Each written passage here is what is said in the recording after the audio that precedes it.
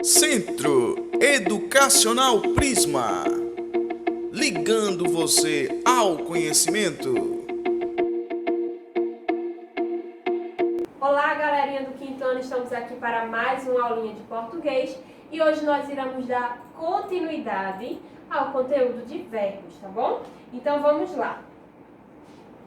E aí a gente vai trabalhar hoje na página 245 a 249, tá certo? E a gente vai falar um pouquinho sobre conjugações verbais. E aí a gente vai perceber que para a gente identificar, para a gente poder conjugar esses verbos, a gente vai precisar saber o que é o infinitivo, que foi algo que a gente viu na aula passada, né? Que vai ser os verbos que assumem uma forma nominal, lembra? Ou seja, esse verbo não vai exprimir um tempo e nem um modo verbal. Como, por exemplo, derrubar, vender e sumir. Percebam que todos eles terminam com R, que foi algo que a gente falou na aula passada, né? Os verbos que estão no infinitivo, eles vão terminar sempre com o R, tá bom? E aí esses são os exemplos. E a partir disso é que a gente vai fazer as conjugações verbais. Como eu havia falado, né? O verbo derrubar, vender e sumir, todos eles terminam em R, que é uma característica dos verbos que estão no infinitivo. E aí, a partir daí, a gente vai ter as classificações, tá certo? As conjugações verbais. Então, a gente vai ter a primeira, segunda e terceira conjugação. A primeira conjugação vai enquadrar todos os verbos que têm a terminação em AR. Já a segunda conjugação vai enquadrar aqueles verbos que terminam em ER. A gente vai ter algumas exceções, tá certo? Mas aí eu vou dizer para vocês já já. E a terceira conjugação vai ser aqueles verbos que terminam em IR, tá bom? E aí alguns exemplos para a gente analisar, tá certo? Alguns verbos que terminam em AR, como por exemplo, cantar, falar, andar, pular, né? São verbos que terminam em AR. E só lembrando que esses verbos, para que eles possam estar nas conjugações verbais, eles precisam estar no infinitivo, tá bom? E aí, os verbos da segunda conjugação, que são aqueles que terminam em ER, a gente tem o exemplo de comer, correr e colher, ok? E a terceira conjugação, os que terminam em IR. Por exemplo, cair, falir e fingir. Lembra da exceção? A gente vai ter a palavra por, né? Que é um verbo também e que vai terminar em OR. Mas esse verbo aí, ele vai se enquadrar na segunda conjugação. Por quê? Se ele não terminou em ER. A gente vai analisar essa palavra, tá certo? Antigamente, pois ela era escrita da seguinte forma, poer. Só que no decorrer do tempo, essa palavra ela perdeu a vogal E, então ficou por. Por este motivo é que o verbo por, ele se enquadra dentro da segunda conjugação, porque anteriormente ele era escrito com ER no final.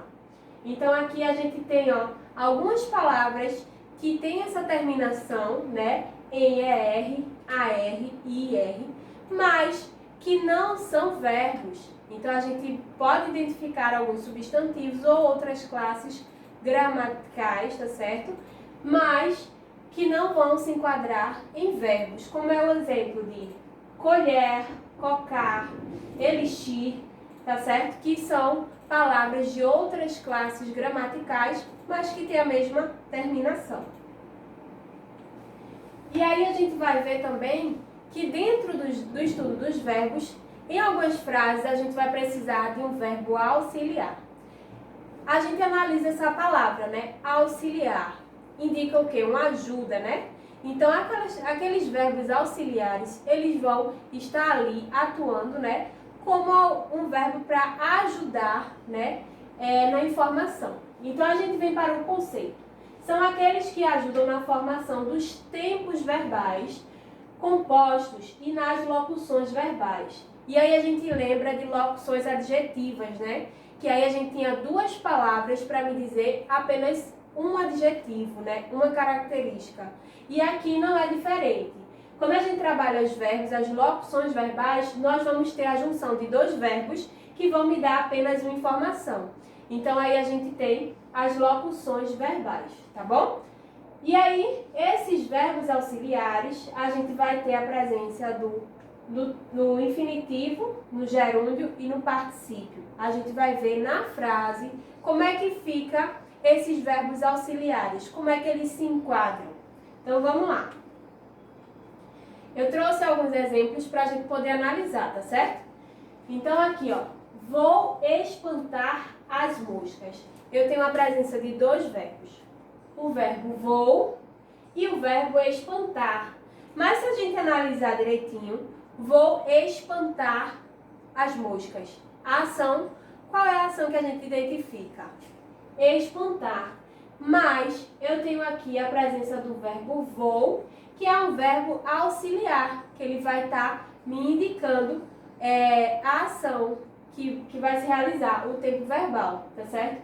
Então aqui eu tenho um verbo auxiliar e tenho um verbo principal que está no infinitivo. Lembra que o infinitivo é aquele que termina em AR, ER e IR. Então, terminados em R são verbos no infinitivo. Esse é o meu verbo principal, é onde eu identifico a ação. E o outro verbo é o meu auxiliar. Está chegando a hora do debate. Então, a gente percebe a presença de dois verbos. Um, que é o verbo estar, e o segundo verbo é chegando. Então, aqui ó, eu tenho um verbo auxiliar, que é o verbo estar, e chegando, que é o verbo principal. E este está no gerúndio. Lembra que a gente falou das terminações NDO? Então, esse daí é o verbo que se enquadra na classificação de gerúndio. E é o meu verbo principal. É aí que eu percebo a ação e a informação, tá bom? Terceiro exemplo. Os noivos foram cumprimentados por todos os presentes. Então, aqui, ó, foram cumprimentados são os meus dois verbos. Só que o verbo que está auxiliando é esse aqui, ó, foram, tá certo? E é o verbo auxiliar.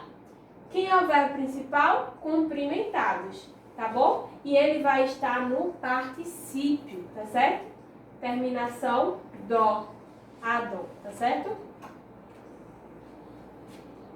E aí a gente vai falar também das palavras que terminam em ran, com M, e palavras que terminam em aot.